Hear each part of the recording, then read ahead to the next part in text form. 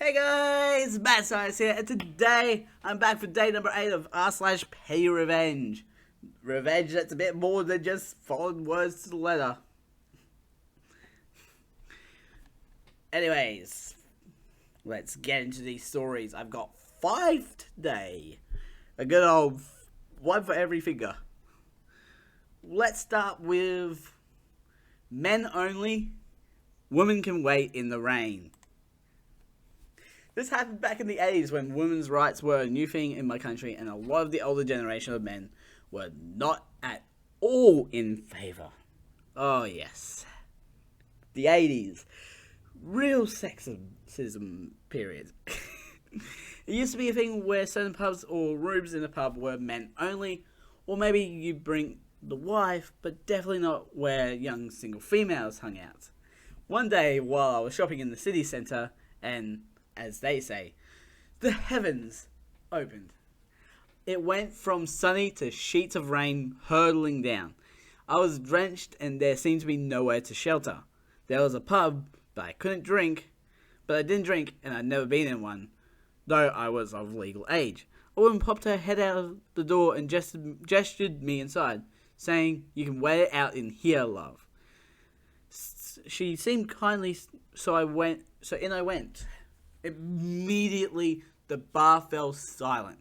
It was entirely filled with cap-wearing elderly men, and every one of them was staring at me with outright hostility. Still, the nice woman was behind the bar, and she gestured me over to a stool in the corner. "You can't be in here," a large red-faced man nearby said. "Women can't come in here." There was a general rumbling of agreement. "Don't mind them, love. I get to say who comes in and who doesn't. Now, would you like something to eat? You look freezing." I just nodded shyly. She settled me with a glass of Coke, and a few minutes and much male harassment later, came out with a full dinner. Roast beef, potatoes, gravy, roast vegetables, dumplings, the works. It was amazing. Eventually, the red-faced man had had enough. He strode over to the bar and settled in to yell at me from close quarters.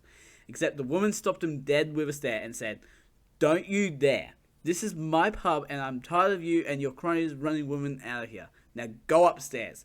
He sputtered and got redder, but she folded her arms and off he trotted. Just as he was about to go through the door, she added triumphantly, and you needn't expect any dinner tonight either." "What?" he said, truly horrified. You didn't think that I cooked all that in 5 minutes, did you? That's your dinner she's eating." Nice! Turns out that she was the owner and he was her layabout husband. They lived upstairs. Passed by the bar a few months later, and it was much different. Open, friendly, flowers outside, and no old men. That wasn't even revenge delivered from the OP's perspective. The bar owner, who was a woman, got revenge on her husband. That is the best I've ever seen. And the cherry on cake, on the top of the cake, is you're eating the husband's dinner.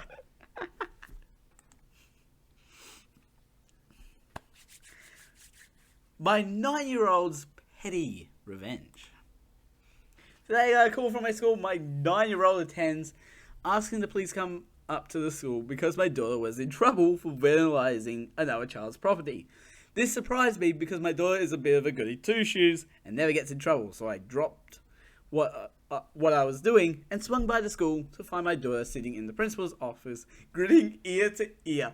I was ushered in to take a seat. The principal immediately launched into a tirade about how my daughter had deliberately broken another girl's necklace and how unacceptable it was. Once he was finished, I turned to my daughter to hear her side of the story. Last year, my daughter saved up her pocket money to buy best friend necklaces for her and this girl. I ordered them from Wish.com for her. This year, the friendship went belly up and I discovered this girl was trying to extort her friends, including my daughter, into buying her expensive items on a kids game with threats, backstabbing my daughter, and threatening anyone who dared play with her at lunch, so she was completely isolated.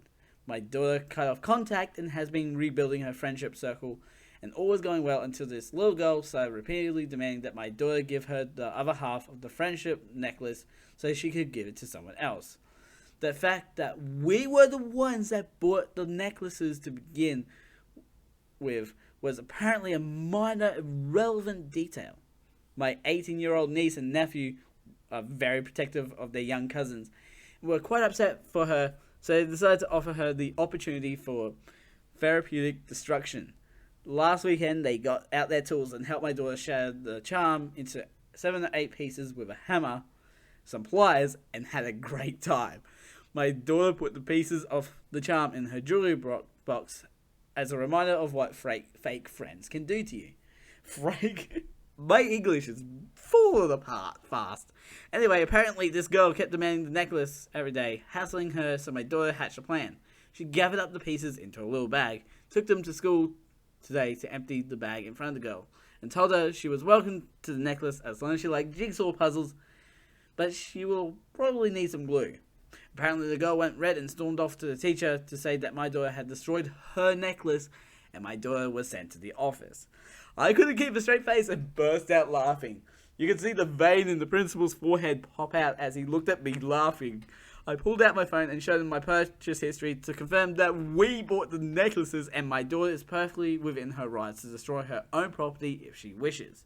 He finally dismissed us and my daughter skipped back to the class, laughing hysterically. My niece and nephew are quite proud and planning to take my daughter out for ice cream this weekend to celebrate her setting up for herself. Wow. It's just like, this 9-year-old friend is just like, oh, I'm gonna be a bitch and stab you in the back and basically, I'm a rich kid now. I need all the fancy shit. Oh my gosh.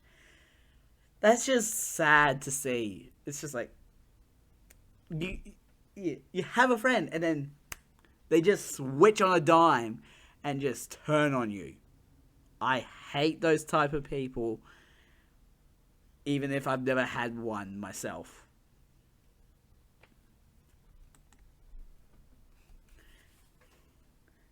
I won't move your patrol car to let the ambulance out.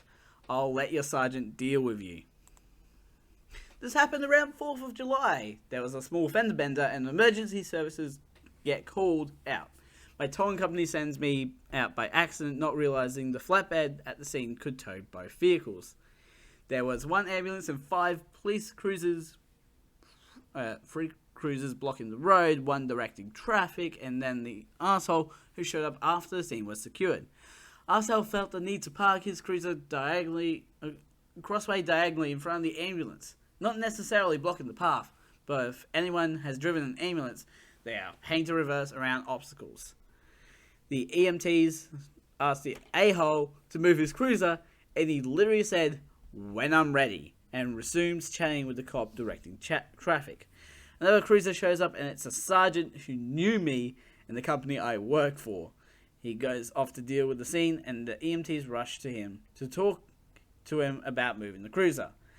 I see him stomping in my direction, and then walks to the cruiser, and the door was locked. He called for the cop that pulled in front, and he either didn't respond, ignore, or wasn't aware his supervisor was there. He looked pissed. He reached for the radio, but then he looked at me and asked for what my drop fee was. 5 minutes go by, and he waves to me to get the cruiser, so I line up, sting it, and drag it out of the way, and the ambulance drivers waved and left the area. He told me to keep the cruiser hooked because he wanted to teach the arsehole a lesson. He walked over to the cop directing traffic and arsehole and alerted him that he was getting towed. He rushed back and demanded I put the car down and that it was not a funny joke, but I reminded him that all tows are fair in the county if the car is illegally parked. He looked at the sergeant, and the sergeant reminded him that the ordinance extends to emergency vehicles. Had to look this up. It's not. He tries to negotiate to 40, but my drop fee is 100. He hesitates, but he pulls 520s from his wallet, and I put his cruiser down. He got in his cruiser, and he didn't look happy as he pulled away. The sergeant busts out laughing and said that kid needed that. He told me he's been on the force less than a few weeks, and that he was acting like he ran the place as if he was a sergeant. We shook hands, talked about work and Hot Wheels, and off I went $100 richer.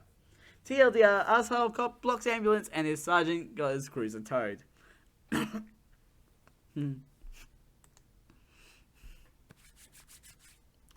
I don't need headphones. That's a you problem.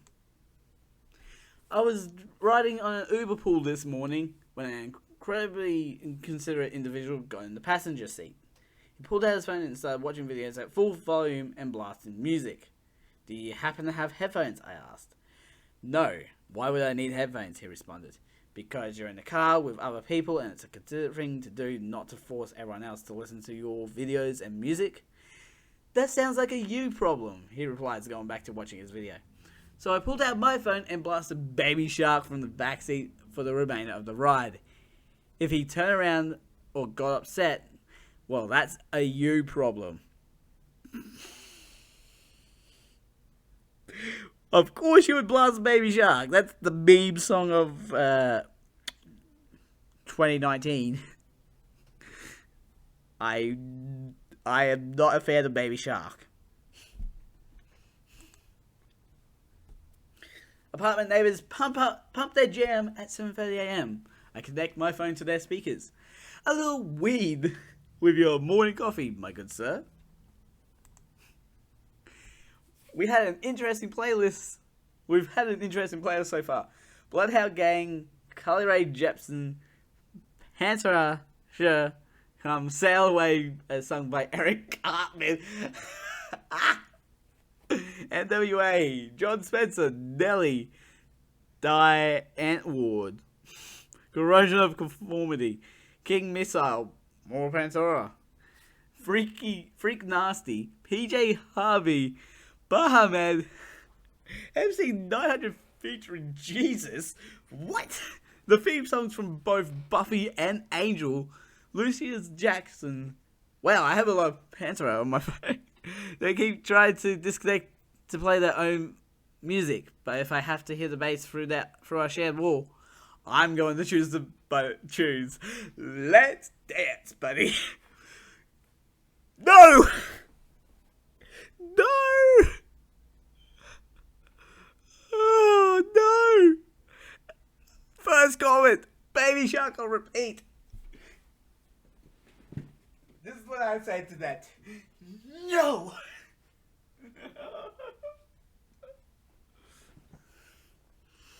Oh.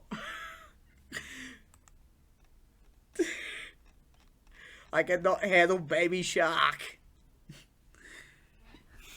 Anyways, links will be in the description to my main channel and this channel right here that you're on. Don't forget to subscribe and hit the notification bell so you know when the next video comes out. Ding, ding. Also, on the screen is links to the playlist and last episode. I'm the Mad Scientist. Mad Scientist out.